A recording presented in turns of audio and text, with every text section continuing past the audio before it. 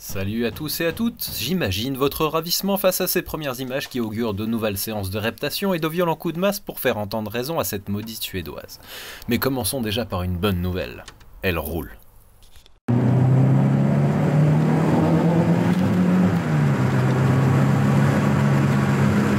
une location qui a plus de chevaux qu'il y en a en réalité. Et c'est pas désagréable.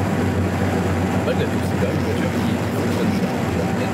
Niveau performance, il y a tout ce qu'il faut, mais c'est surtout très mou et donc très confortable. Confortable pour mon fessier, mais moins pour mes oreilles et les vôtres. En plus du vent qui s'engouffre par la vitre avant, qui était déjà cassée à l'achat, un bruit de roulement envahit l'habitacle dès les plus basses vitesses. Pas de quoi casser le sentiment de nostalgie, cela dit. Je redécouvre avec plaisir le comportement de ma première voiture. C'était une 440 turbo, soit grosso modo la même en berline. On reprend les hostilités avec le montage des pièces détachées qu'un membre du forum 480 m'a offert.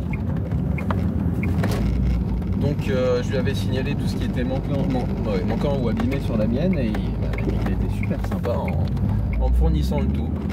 Donc merci à lui, il se reconnaîtra. Et puis on a pas mal de pièces d'usure aussi à remplacer que j'avais acheté d'avance, notamment le kit de distribution. Alors j'avais regardé, la distri était en bon état, donc ça me permettait au moins de faire ce trajet tranquille.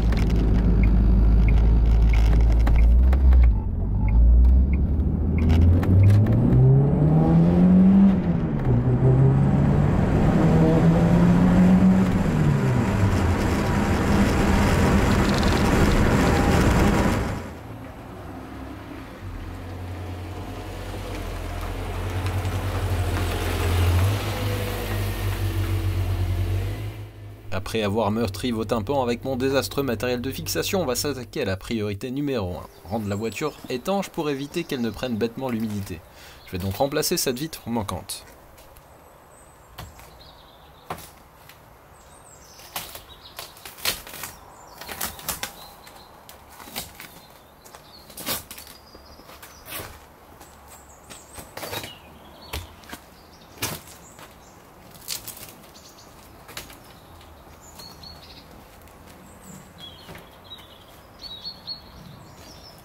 Évidemment, sans le verre, le démontage ne pose aucun problème. Le remontage, lui, sans placer de fil pour retourner le joint, sera un peu plus ardu.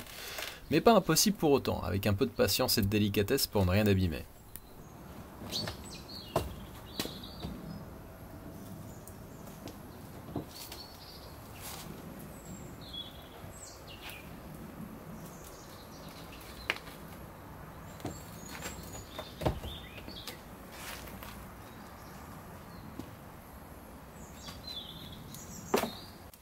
Je vais pouvoir commencer à piocher dans le lot de pièces qu'on m'a envoyé.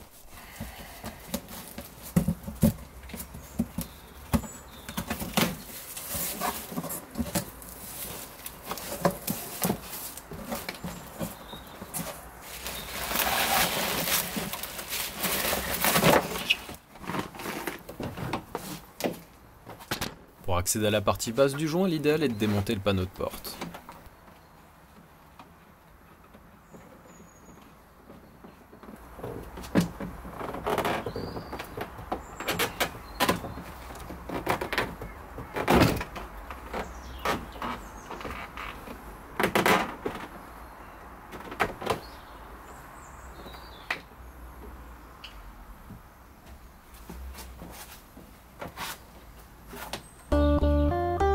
Finesse et persuasion suffiront à faire passer le joint du côté intérieur. Pas de vaseline, pas de tampon, mais un peu de fermeté pour aller plaquer la vitre au fond de son logement.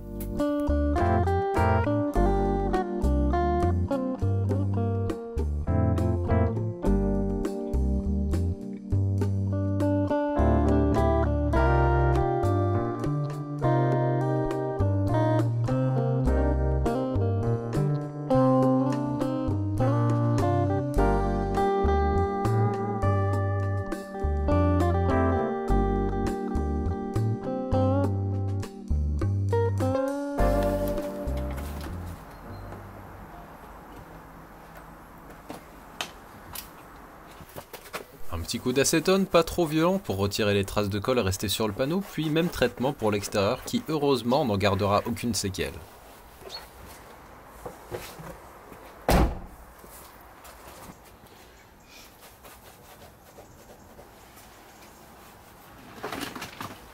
Voilà qui constitue quand même la situation idéale pour tester un polissage sur ce rouge brillant direct qui peut-être pourrait ainsi connaître une seconde jeunesse.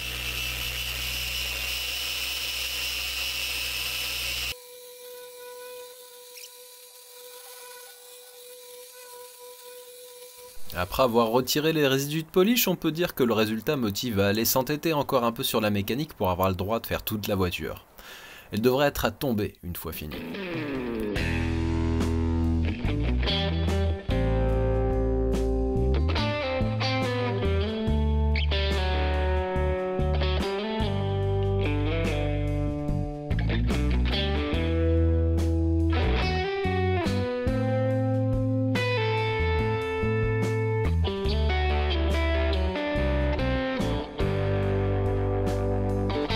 Et allez, tant que je suis là, avec ce matériel, je vais également tenter de discrétiser ce joli transfert de peinture. Mais je vous montrerai le résultat un peu plus tard. Faut se ressaisir, on a pas mal de trucs à régler avant d'envisager sereinement un contrôle technique. Plein d'insouciance, je monte le bras d'essuie-glace qui était manquant. Évidemment, désillusion lorsqu'il s'agit de tester l'ensemble. Aucun mouvement. Ça marche pas! Et là, et après avoir passé un sérieux coup de jet haute pression pour se débarrasser des débris végétaux, je découvre la raison numéro 1 de cette avarie susceptible d'engendrer une contre-visite.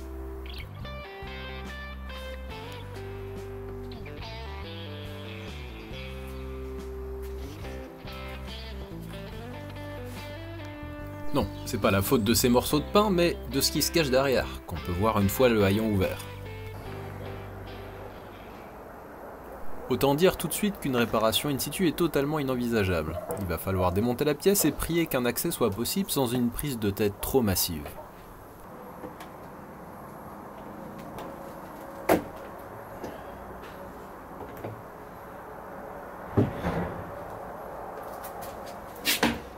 Heureusement, il suffit d'écarter un joint caoutchouc repositionnable pour délivrer le faisceau, et en tirant dessus avec douceur, on finit par faire sortir les fils abîmés de l'autre côté de la gaine. De quoi isoler de nouveau correctement tout ça puisque les fils conducteurs sont totalement intacts. Passons maintenant à la raison numéro 2 du non-fonctionnement. J'ai maintenant du jus qui arrive au connecteur du moteur d'essuie-glace, mais celui-ci ne réagit absolument pas. Eh bien, malgré toutes mes tentatives de diagnostic, je ne sais pas ce qui est HS. Les charbons sont ok, la piste aussi, et pourtant quasiment aucun mouvement une fois alimenté en 12 volts. Et bah tant pis, il faudra remplacer la pièce. Cette parenthèse électrique close, je m'attaque à mon problème de bruit de roulement. Après avoir faussement pensé que la boîte pourrait être en cause, je finis par repenser au jeu que j'avais observé après les 200 mètres parcourus avec la voiture il y a quelque temps. Et non, ce jeu-là ne peut pas être dû à des cardans desserrés en fait. Après avoir démonté les moyeux, j'ai vite compris que les deux roulements étaient totalement HS. Les voici remplacés. Enfin silencieux et sans jeu. N'ayant jamais été confronté aux deux côtés foutus en même temps, j'étais habitué à pouvoir entendre des variations d'intensité du bruit en fonction des appuis. Bah, leçon retenue.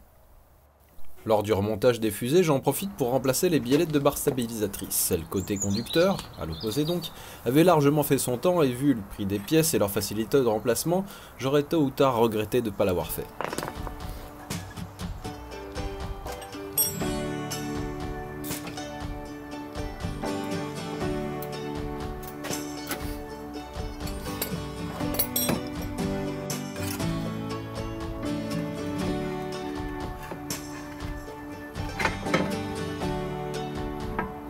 Une fois les deux fusées en place, il me reste à remplir la boîte que j'avais vidangée pour inspecter plus en détail l'état des cardans.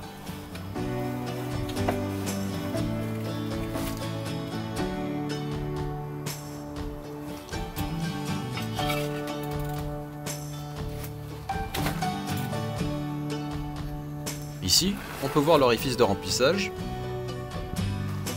et celui de vidange. On va pouvoir arrêter de tourner autour du pot et vraiment profiter de la voiture pour finir. Bah, je vais déjà commencer par la remettre sur ses 4 roues et la redémarrer après quelques semaines de sommeil supplémentaire. Et dire que je pensais en profiter durant l'été dernier.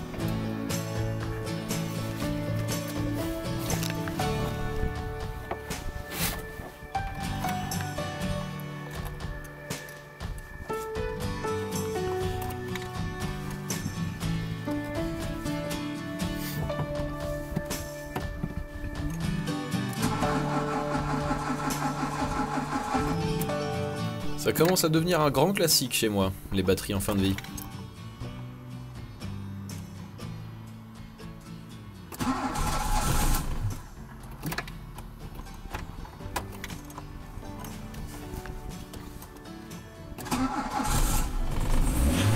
Alors, il se passe encore autre chose. Ça vous rappelle peut-être des souvenirs du premier démarrage de la DB7. Et ben, les mêmes effets, même cause. Sauf qu'ici, pas de réglage défaillant du papillon des gaz, mais un câble d'accélérateur cassé au niveau d'une pièce plastique qui est censée retenir un ressort pour garantir une bonne orientation du câble en sortie de tablier. Je connais un ingénieur qui aurait mieux fait de s'abstenir de se lever ce matin-là. Qu'est-ce qu'il y a, le chat? J'arrive. Oui, j'arrive. J'admire ma superbe réparation réalisée à l'aide d'un câble de dérailleur et d'un pauvre serre-câble. Va rapidement falloir remplacer ça.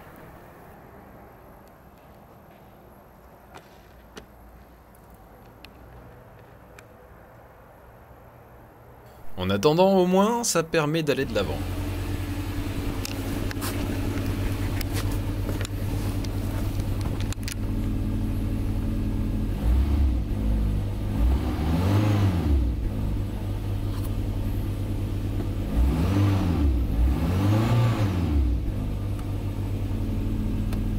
Notamment s'occuper de ces optiques embuées et dont une ampoule me vaudrait une contre-visite, assurément. Je vais pouvoir de nouveau aller prélever des pièces dans le carton qu'on m'a envoyé.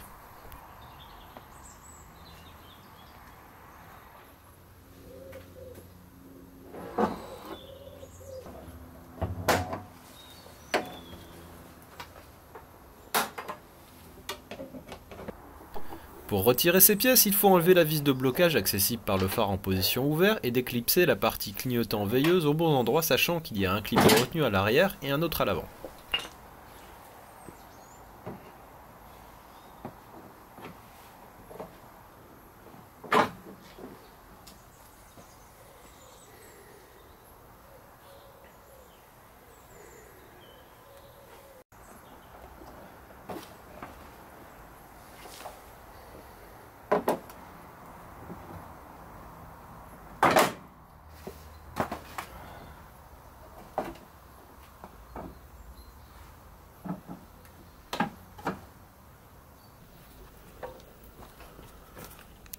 Celui-ci m'aura donné un peu plus de fil à retordre, mais rien n'a été cassé, c'est le principal.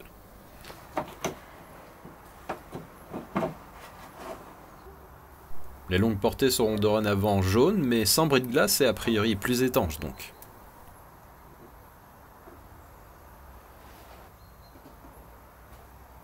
Mieux, tout fonctionne maintenant.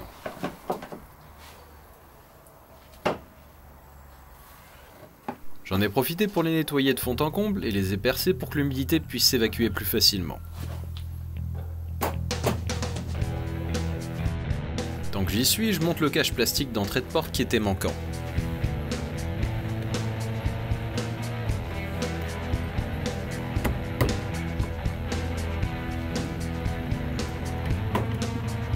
L'habillage de la commande d'ouverture du coffre et de la trappe à essence se balade dans tous les sens puisque le plastique a cassé autour des têtes de vis. D'autres, plus longues avec une rondelle plus large, feront bien mieux le job.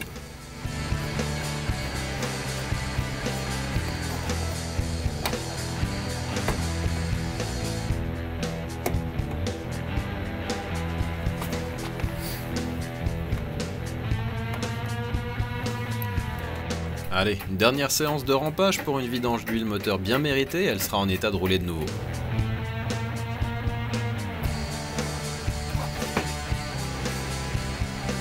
Mais pas avant d'avoir mis en place son immatriculation temporaire, puisque celle prêtée par Félicien du garage Henri Granger m'a permis de rapatrier la voiture, mais il allait fatalement en avoir besoin plus que moi. J'en profite donc pour le saluer bien bas et lui dire grand merci à toi.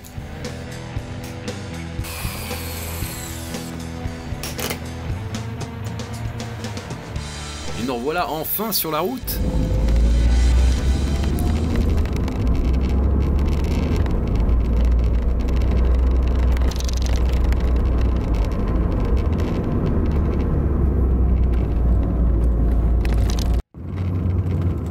J'avais oublié à quel point le turbo sur cette ancienne génération, malgré sa petite taille, il a du lag.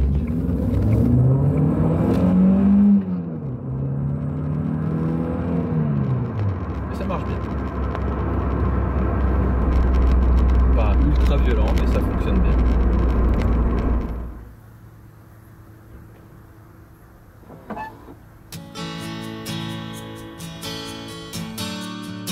Je reviens là-dessus, mais bon sang, je m'étais embarqué là-dedans en me disant que c'était un projet facile et rapide et que je pourrais rapidement profiter de cette 480. On peut dire que le temps et les tuiles m'ont donné tort, mais je garde espoir que dans le futur, elle arrête de me faire des crasses et que j'arrête de commettre des boulettes dans le style de celui du disque d'embrayage inversé. Ici, dans son jus, je lui trouve déjà du charme, mais elle ne manque assurément pas de charisme.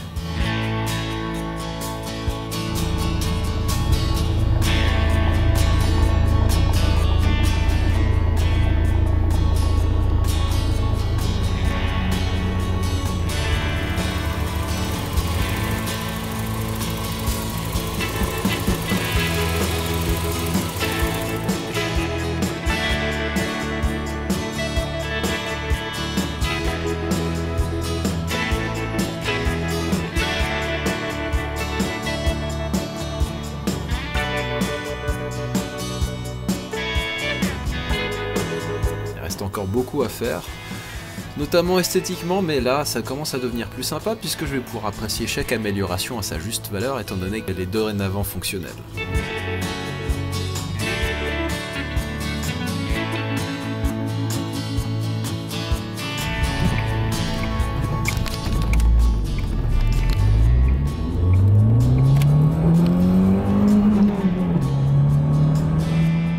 Sur ces images d'une première balade avec Clara à bord de cette Volvo, puisque vous êtes encore là aussi tard dans la vidéo, j'en déduis que soit vous vous êtes endormi, soit vous appréciez ce que je fais.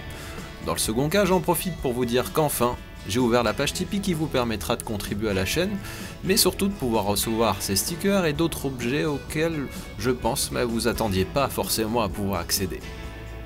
Je vous laisse découvrir ça via le lien présent en description. Que vous soyez contributeur ou non, je vous remercie pour votre fidélité et vous dis à très vite pour la suite des aventures avec celle-ci ou une autre.